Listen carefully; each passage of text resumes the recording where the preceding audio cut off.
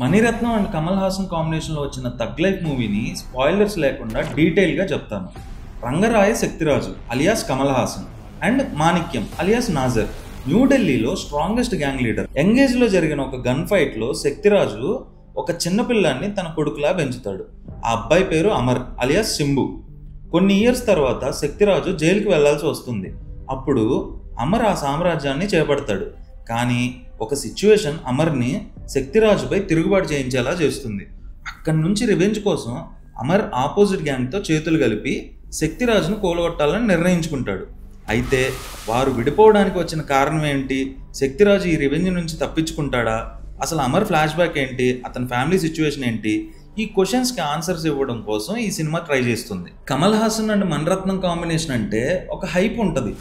But tug life movie ఆ ఎక్స్పెక్టేషన్స్ని reach చేయలేదు. Story చాలా వీక్ అండ్ ప్రెడిక్టబుల్గా ఉంటుంది. సింపుల్గా చెప్పాలంటే ఓల్డ్ స్కూల్ టైప్, గెస్ట్ చేయగలిగే స్టోరీయే, ఫ్రెష్గా లేదు. మెమరబుల్ సీన్స్ కూడా తక్కువగా ఉంటాయి. Kamal and Mani screen play రాసినప్పటికీ ఆ ఎక్స్పీరియన్స్ స్క్రీన్ మీద కనిపించట్లేదు. సెకండ్ హాఫ్ చాలా ఫ్లాట్ అండ్ బోరింగ్గా ఉంటుంది. ఎమోషనల్ కనెక్ట్ లేకపోవడం వల్ల ఇంపాక్ట్ పోయింది. సింబు క్యారెక్టర్ స్టార్టింగ్లో స్ట్రాంగ్గా ఉంటుంది, బట్ లేటర్ ఆ ఇంపాక్ట్ కంప్లీట్లీ మిస్ అయిపోతుంది. క్యారెక్టర్ ఆర్క్లో proper depth or pay off లేదు. డిసప్పాయింటింగ్. యశా రోల్ చూసి అసలు ఎందుకుంది ఈ సినిమాలో అనిపిస్తుంది. స్టోరీలో తనేమీ యాడ్ చేయట్లేదు.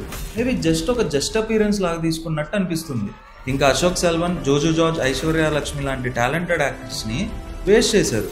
వాళ్ళ క్యారెక్టర్ సినిమా అయిపోయిన తర్వాత అసలు గుర్తుండవు. అమల్తో కలిసి రాసిన స్క్రీన్ ప్లే స్లగ్గిష్గా, ప్యాచీగా అనిపిస్తుంది. ఫ్లో లేకపోవడం వల్ల వైబ్ డిస్టర్బ్ అవుతుంది. ఏఆర్ రెహమాన్ యూజువల్గా మణిరత్న మూవీస్కి బ్యాక్ బోన్గా ఉంటాడు. బట్ ఇక్కడ both songs and BGM underwhelming, impact ఇవ్వలేకపోయాడు. ఓవరాల్గా Thug Life is a perfect example of so much potential but totally wasted. Kamal Haasan and Mani Ratnam లాంటి లెజెండ్స్ ఉన్నా కూడా మూవీ ఆడియన్స్ని ఎంగేజ్ చేయలేదు, సర్ప్రైజ్ చేయలేదు, ఈవెన్ ఎమోషనల్లీ కూడా టచ్ చేయలేదు. No freshness in story, weak character arcs and screen play కూడా హాఫ్ కుక్ లాగా అనిపిస్తుంది. రిజల్ట్ చాలా టెడియస్గా ఫీల్ అవుతాం. ఈవెన్ హార్డ్ కోర్ ఫ్యాన్స్కి కూడా అవుట్ గోయింగ్ లాగా అనిపించవచ్చు.